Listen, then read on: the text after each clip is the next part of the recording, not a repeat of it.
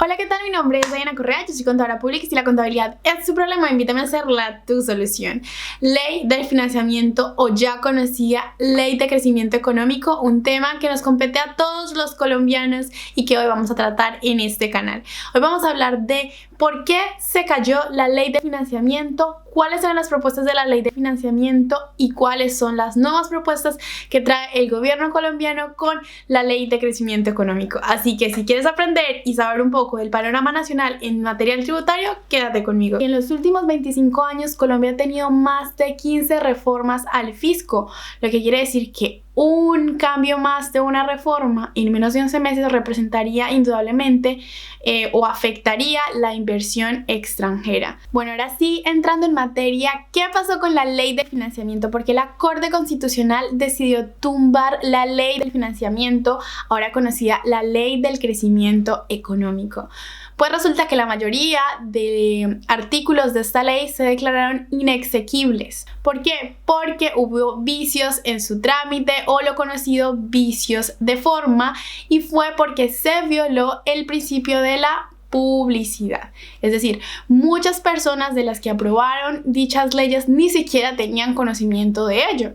Obviamente, si no tenemos conocimiento de ello y lo que estamos haciendo es trabajar por ese recaudo para poder suplir ese gasto público, ni siquiera conocemos de qué manera lo vamos a hacer, pues es incoherente aprobar algo que se desconoce. Pero también hay un punto, y es que estamos a punto de acabar el año, que hay una ley que ya se venía aplicando y la pregunta es ¿y ahora qué? También sea claro que obviamente el declarar esto inexequible no quería decir que lo que se hubiera aplicado perdiera su vigencia. Obviamente la va a tener hasta el próximo año, es decir, hasta el 1 de enero, para derogar, modificar, hacer todos los posibles cambios a la ley del financiamiento, proponer algo nuevo antes de, como digo, un plazo razonable. Obviamente estamos hablando de un plazo razonable, pero es que este año ya se ha acabado.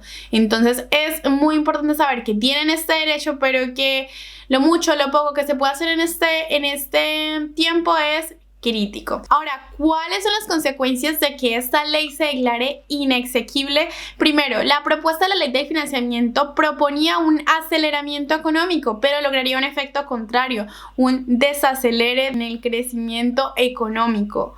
Produciría un desempleo de más de 400.000 personas para el 2020. Obviamente afectaría el porcentaje del PIB para los próximos años 2021, 2020.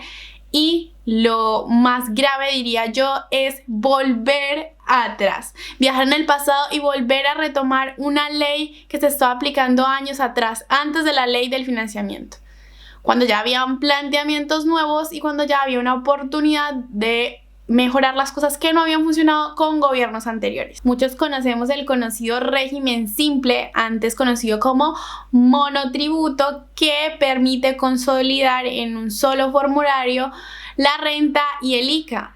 El tema también que esta ley trajo fue el tema del IVA plurifásico, y es decir, que llevara varios procesos de la producción de bebidas y de cervezas.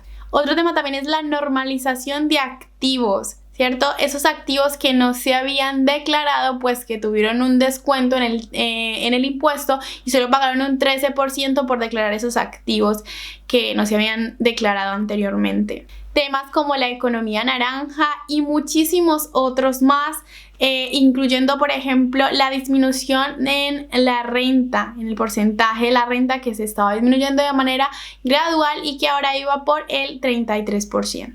Y ya para terminar este video, considero importante hablar de la última declaración o la última propuesta de la que se dio conocimiento el último 26 de noviembre, donde anuncian que la ley del financiamiento era llamada Ley de Crecimiento Económico y tiene 4 pilares muy importantes. El primero, devolver el IVA a las poblaciones vulnerables. Eso puede entrar un poco en juego de análisis, porque no quiere decir que sea un IVA que sí o sí hayan generado esta población vulnerable, sino que simplemente están tratando que a través de diferentes herramientas y diferentes canales, como lo pueden ser el Sisbén, estas personas puedan obtener el IVA, ¿cierto? Ese beneficio del IVA pero es algo que de verdad necesita muchísima, diría yo, bases. El segundo es el tema de 3 días sin IVA. La verdad, también vuelve a pasar lo mismo. Bases, ¿qué beneficios realmente traería esto para nuestro país? ¿Traería un desorden realmente para todo el tema de impuestos en nuestro país? ¿O cómo sería este tema, cierto? El manejo de cómo llevar la contabilización o cómo asumir esos días sin IVA para todo el ecosistema tributario en nuestro país. Entonces, planteamiento de 3 días sin IVA, esa es otra de las propuestas. La reducción gradual del pago de salud de los pensionados. En ese momento se encuentra en el 12%, pasaría al 8% y luego al 4%. Una reducción gradual. Y el último, incentivos tributarios por empleo juvenil en personas entre los 18 y los 28 años. Eso consiste en un descuento tributario a esas personas que empleen a un joven entre este rango de edad y que por supuesto pues sea su primer empleo. Como ya lo he dicho, las últimas noticias o las novedades las estaremos conociendo el día 16 de diciembre.